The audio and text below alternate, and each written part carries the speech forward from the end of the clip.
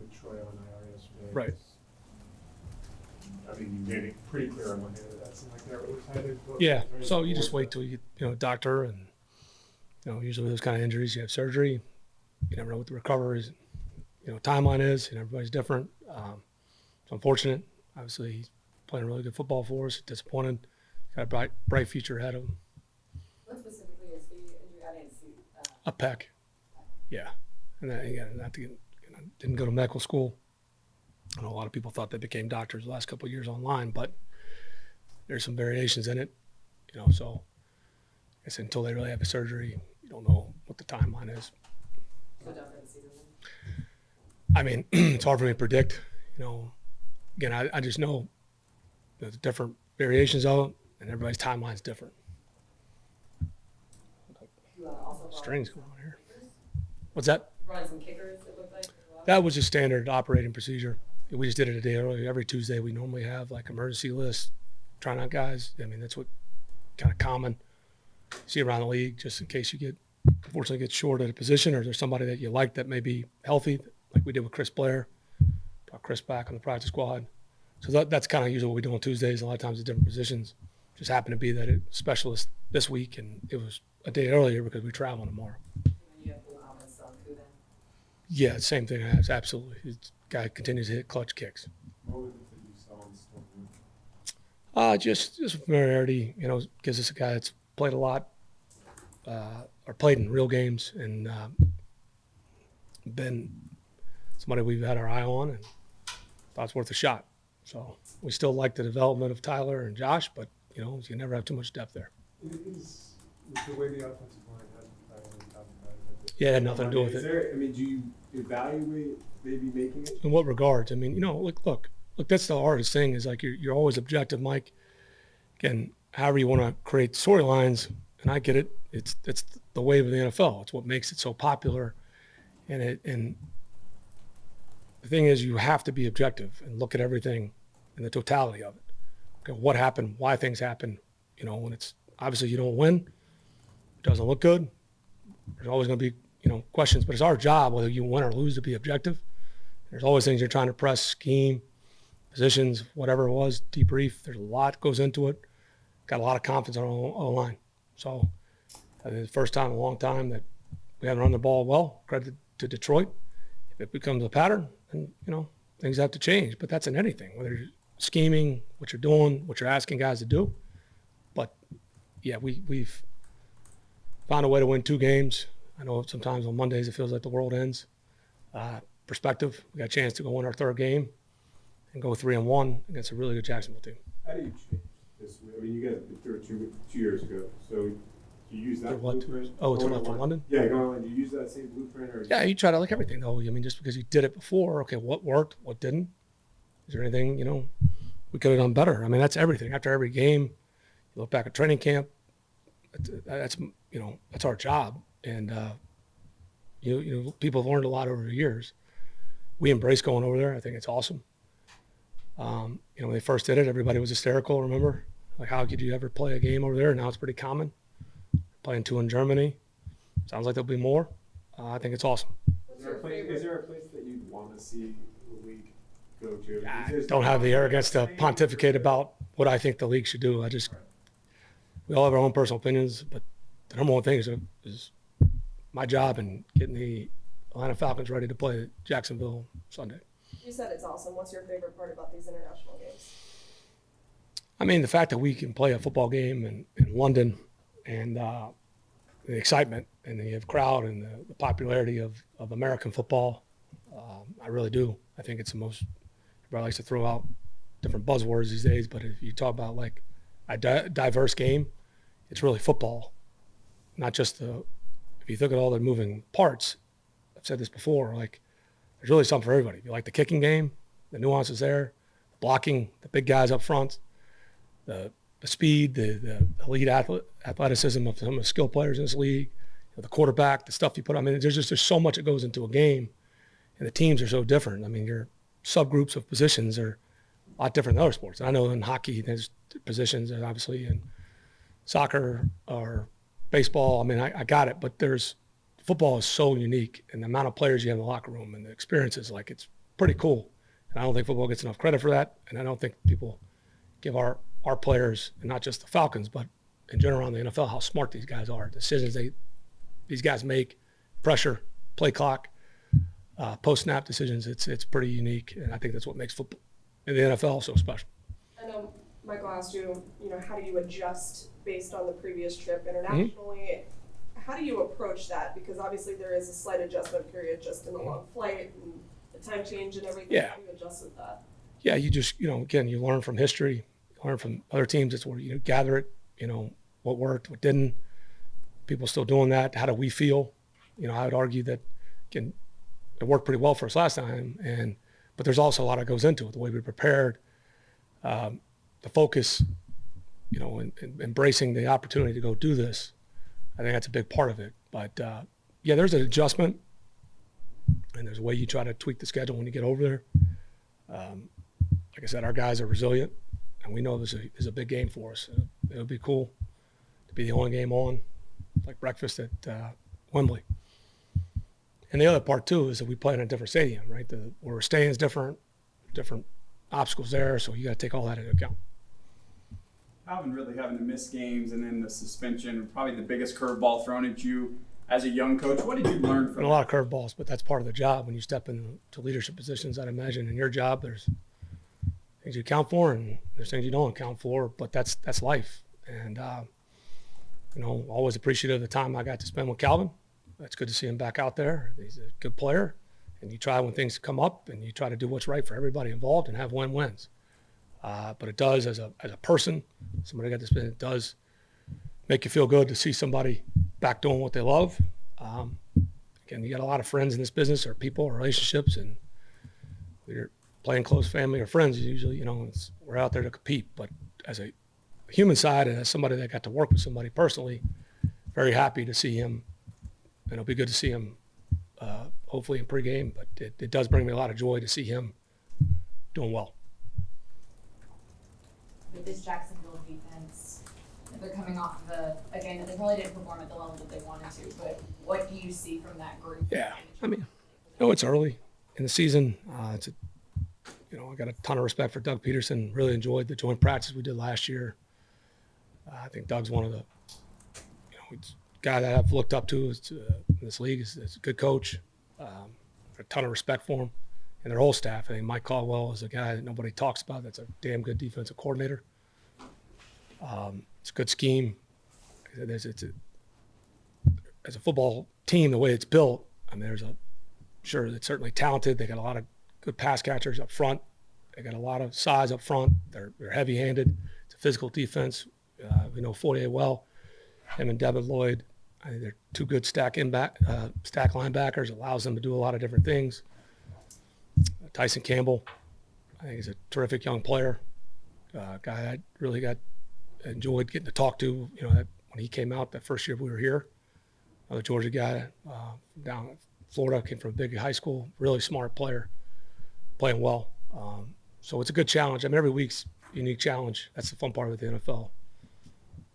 Going back to the Ridley situation, what did you learn from that? You learn from a lot of things, Mike. Some things you share, or you write down. There's other things that you just.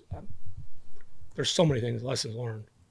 Mike, it's hard for me just to sit there and I'm not going to get into. I understand the question, but I'm not going to go into some elaborate pontification about what I learned on the record. It's being saw on Twitter that the team restructured Jake Matthews' contract. Is it Twitter or is it X? Oh, X. never gonna get that right. I know that's above. No, a lot of times that happens. There's all kind of accounting tricks that there's reasons why you do it, just to make sure things happen during the season. When you restructure those things, and sometimes they mean things, sometimes they don't. It's just kind of being safe. None of them are ever the same. So that was why. One more on your linebacker situation moving forward.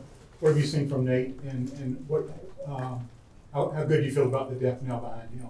Feel great about the depth on the entire team. That's why we coach and we continue to work the roster and and get guys ready to go. I mean, it's nonsense to think that if you feel like, hey, you're top heavy here, that those guys are. It's not going to happen. You need depth. You need to develop it. Unfortunately, things happen. Nate's a guy we have a lot of confidence. We didn't have confidence in somebody who wouldn't put him out there. I got a ton of confidence in Nate Lehman. Played pretty well 2 weeks ago. He'll play well. And I got a lot of confidence if we had to play Tay or Andre. That's why they're on the roster. What did y'all see in Nate as you were making that UDFA offer years ago? Yeah, I mean, those are, again, that's why you don't skip steps, Josh. And every move you make, whether you're right or wrong, you're trying to have a plan for. You just can't relax. All of a sudden you feel good about your first pick or your top 3 picks, and you gave us a great grade because you liked it, because you're the guy, draft guru or whatever it is, and people feel warm and fuzzy, and then you just take the next month off. I mean, it's a constant work in progress. So when you get in those post-draft, do they fit what we're trying to do schematically? Are there things they're looking for? Can he help you on 4th down early? And you got to give them a chance. Been a lot of talented players that never got a chance and that were playing better than maybe somebody you drafted, and you didn't get an opportunity. We got a lot of guys here. They know that they're going to get the opportunity. The best guys are going to play. And we'll continue to, best we can, work the roster. But Nate was one of those guys. I mean, he's an instinctive football player. He's heavy-handed. He's smart. All the things you look for. Yeah, Coach, just listening, going back to Monday, you were talking about opener, starters, and scripts, and maybe Sure. looking at different things. What are some of the issues when you go back and try to? Yeah, they're all, break it down? they're all different, right? I mean, some of them is, hell, you just got beat, right? Execution, or some of them that, damn, like that. Wish I had done this. I mean, that's always going to be the case. Okay, well, you know why you did it. The worst part of it is if you just did something and you just, you got to have your reasons why, whether it works or not, and be objective. Okay, you go back and really last year, and sometimes it's as simple as just converting early in the down, early in the drive, converting the first down, and you get in a rhythm. Like that happened Seattle, right? That was one of our better opening drives last year. We got in a rhythm. Converted that first 3rd down, and you roll. We hit a couple explosives. We get down in the red zone and score. San Fran, same thing, right? Converted early 3rd down. Got an explosive pass from an OZ, right? Hit it down there, and we were able to those things happen. So you're looking at it. They're all different. Like some, yeah, you absolutely like. Okay, I was kind of being greedy here. Okay, here's our intention. Okay, that didn't work out well for us. So other ones is like, we need to execute this better. You're getting an opportunity here. You got the look you want. They may say the guy may make a play, guy makes a rush, or whatever. So they're all different. Having said all that, bottom line is your job to intent to score every time you get it. So something's not working. You got to continue to look at things for solutions and things you can do better. What kind of challenges does Trevor Lawrence present? Because every year he's gotten better and better. Yeah, so he was a consensus top pick. Played a lot of good football at Clemson. He's from up the road there, right in Cartersville. Live arm, extremely athletic, can extend plays, and create by doing that. And he can make every throw. So been through, the way that thing started for him, and you go through a transition with a new staff. That can be hard for a young quarterback. Clearly they got in a rhythm late last year. But a talented football player, and the play's never over unless you get him down or you cover the pass. So he can, like I said, he can make all the throws, and we have our work cut out for us.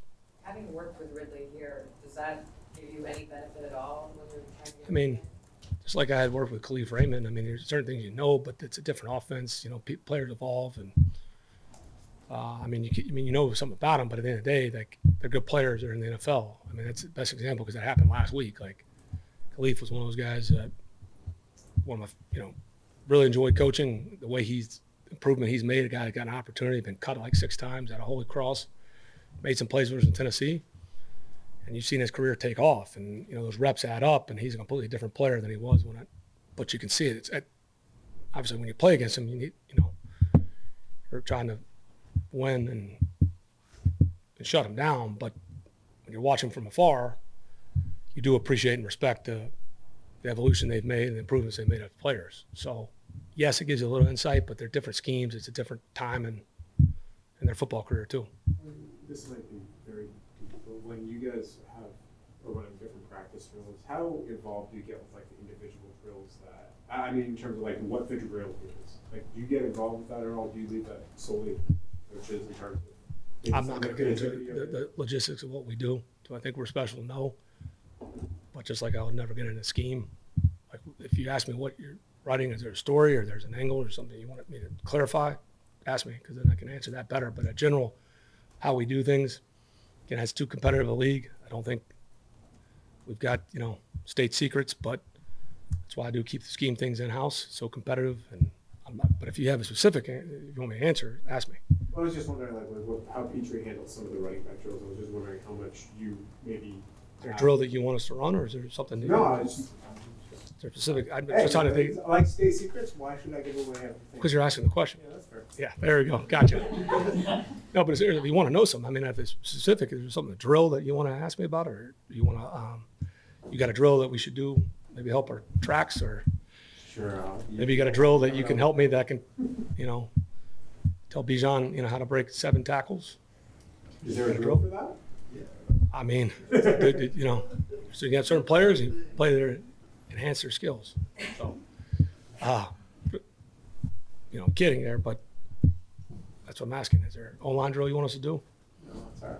Want to hit that Crowder, or? I guess from being an offensive lineman, a coach and things like that, yourself, what makes it more challenging stopping the run versus stopping the pass? I mean, obviously you're down already a little bit when you're trying to, you know what I mean? Like Sure. I mean, I think sometimes, if you get into an obvious drop back game, there's going to be more opportunities to go, like at the end of the Carolina game, why the pressure numbers are going to go up. I mean, they're trying to come back, time's limited. And, I mean, again, they may throw a random run in there just to keep you honest, or screen or something like that. But the opportunities are there to really bend back and go. And then that can make it hard, because now, you're getting into their pressure games or the way they're setting it up, and they letting them do what most of those D linemen, all of them want to do, rush the passer. So that can be a completely different situation. But if you're losing on early downs, is it assignment, or the guy just gets beat, or is there a technique? Like, that's a completely different story. So they're not all the same, but for us, when you want to play with a lead and you want your defense out there, be able to really pin their ears back. I mean, I think the great sack teams that have good defenses, usually a correlation. They're playing with a lot of leads. You go back to those Indy teams, the way they were built when Peyton Manning was there, right? That defense was a little bit smaller, but they were playing with a lot of leads. So schematically, I mean, those guys had a lot more opportunities, and they played with speed, and they're damn good at it. But that was kind of a philosophical thing where they were in their program. I think if you get in a lot of slow possessions and, you're playing a team and there's a lot of 3rd and 3s, like, there's so many different things and variables that can happen when it's everything on the table. So, just, I guess, having somewhat of a young quarterback, especially when it comes to the pass, if it's like he's dropping back. Yeah, I think they're all different schemes, right? Like, if you have issues, if you're going to get into the play action, which is pretty common in first, second down, I think that's where the game's changed a lot. It goes ebbs and flows, but you're seeing a lot more play action, whether you want to call them RPOs or advantage run alert, advantage throws, bubbles and things like that, first, second down. This is a pass now, I guess. There's things to manipulate those things that you call passes. The screen, the ball doesn't travel on the scrimmage, well, that goes for a touchdown pass. Sometimes there's great schemes where a guy breaks 5 tackles and makes it look good. So that is that part of the passing game, and that's becoming way more common first, second down. If you get into the normal drop back, whether you're in empty, you're in spread formations, a lot of your 3rd down, that's where the game still looks familiar in the passing game. Some teams do it more. They have more experienced quarterback. They may drop back more. To me, those are completely different passes. So when they're not all the same. So when you get in a game, like what happens is like, okay, if it's an action or it's a movement, you're moving, those are different, maybe first, second down schemes that aren't traditional. Hey, the O-line just whiffed or something like that. That's a completely different situation. So there's a balance. So if you look at just overall numbers, it may not tell you the whole story. That's why you've got to be objective. Like, we all see the numbers, and I can manipulate the numbers and make my case like anybody that's somewhat competent can. It doesn't really ever tell you a story unless you really get in the tape and you really know what's being said in the meetings and what they were asking them to do and the intent on the play. So where I feel good about us, or when I watch young quarterbacks, is How are they on those critical downs? They move the ball in 2 minutes. Can they operate from a pocket when you have to go win a game on 3rd down or 4th down? Can they drive your offense down the field? That's what separates, to me, the guys that play a long time that are actually legitimate quarterbacks, not the overreaction from a early game and the way they get there. But if you see the guy, the ball's in his hands, game's on the line, what can they do? And that, when you get in those obvious bad situations, we've seen Super Bowls won that way. You see playoff games won. You got to convert. So, the thing that gives me a lot of hope, and I would say this, like optimism is, and I think you're seeing it, whether some guys are getting healthier too. As bad as some of that things felt Sunday, I would argue a lot of the stuff in our traditional drop back was getting better, and they're getting more comfortable, and guys are getting back. Does that mean that it's going to carry over to Sunday? That's what we work on, but that gives you a level of optimism. If a play breaks down because a guy gets beat and you're running a different action, it happens to get sacked, is it a grand indictment on the line? Not necessarily. There's a lot of factors, I guess. So you can run numbers, but until you put the film with the context, it's hard to give me an honest answer. Yeah. And I think so many people, it's just the way it's covered. It's what it is. And it's not me being arrogant thinking I'm awesome because I've got the behind the scenes, but that's what a lot of times goes on. So, I'm sure I lost a lot of people in that, but I think that gets lost today a lot. Yeah, no, it's not, but so are they more, like, I guess, you won't give it away, are they more sort of getting beat guarding a man, or is it more like a spot? Depends what the coverage is. Right now you're getting the coverages, right? They're bringing man pressures, they're bringing 5-man, they're bringing four-person simulated, buried in the back, just playing the odds, right? Bring a 1, drop a guy. Now you're playing 7-on-4 eligibles, right? If you can bury the back. Those are the games that people play, and then how they want to drop into coverage. And that's where I think the game too, it's not just traditional, hey, single high man, you got a low hole help. There's so many complicated nuances in the way people play in the fronts and how they're adding and how they want to pressure and they want to trap you to certain things and the way they're using these hybrid DBs, right? Guy lines up in a slot and he bumps out and they bring 4 and all of a sudden the final picture is Tampa 2. So there's, that's what the sophistication is, and those are the games that you appreciate. It would bore the hell out of people if the commentators were doing that, right? The next play's on, they got to give the sound bites. It's just pretty boring when you really study it, but that's really what goes on. Yeah, Coach, and given that, when you do the opening script, how much variables are in there? A lot, right? I know when Matt Ryan's first play, they said, we got the look we wanted so we could throw the ball. Sure, but it depends how you package plays. Mm-hmm. Now you're packaging or you're going, run with a package to a pass, so you're trying to take advantage of a certain look you may get. Mm-hmm. What's the situation? A lot of times you have your openers in the first play, you're backed up -5. Okay, well, I was going to take a 7 steps, drop it. I may not want to do that. I'm on the road, backed up, and that's what you're weighing sometimes. Or maybe there's a turnover. Now you're in the fringe area or you're in the red zone. Okay, my first play may have been a deeper route. Well, the field's compressed. There's so many things that can get you off. Or the first play, something goes wrong. Guy just whiffs. All of a sudden you're second and 16. Okay, the second play may have been a run you really liked, but hey, advantage defense, and so now you're pivoting. Mm-hmm. So those are the things that just happen, and you're trying to set it up. And you'd love to stay on track. Mm-hmm. And usually, when you stay on track in the early part of a drive, usually that leads to a lot of more scoring. Because usually there's an explosive that happens or something else. And then just going back to that draft, y'all sitting there at 4. San Francisco comes up at 3. Did y'all ever think about going to get Trevor? Look, hypotheticals. It's always joked that I'm sure everybody now has a great film editing crew. Seems like everybody. It's my favorite thing too. After the draft is to watch. It takes 3 weeks for the movie to come out, and they're like, "Damn, I was at 15. Glad D led there. We got our guy." And everybody's celebrating. They'd probably do another take or something. I don't know. But the reality is, there's a lot of great players. And the way it falls sometimes, it may fall your way, it may not. The guy may be a great player because he gets in a circumstance that fits him. I could make an argument that certain places for quarterbacks, regardless of how talented, may not be the best setup if they don't have any help or it's just dysfunctional. Make that argument too. Anything else? All right.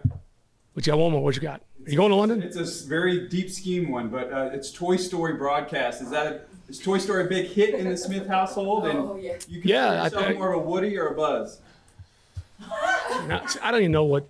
Here's my problem in answering that. I could answer you, but I'm afraid in today's like outrage mob that happens, I don't know who I'm going to offend. I think it was a good movie when they made it. Our kids like it. They did a little promo for it. It'll be fascinating to see what it looks like. So I think it's cool, but I don't know.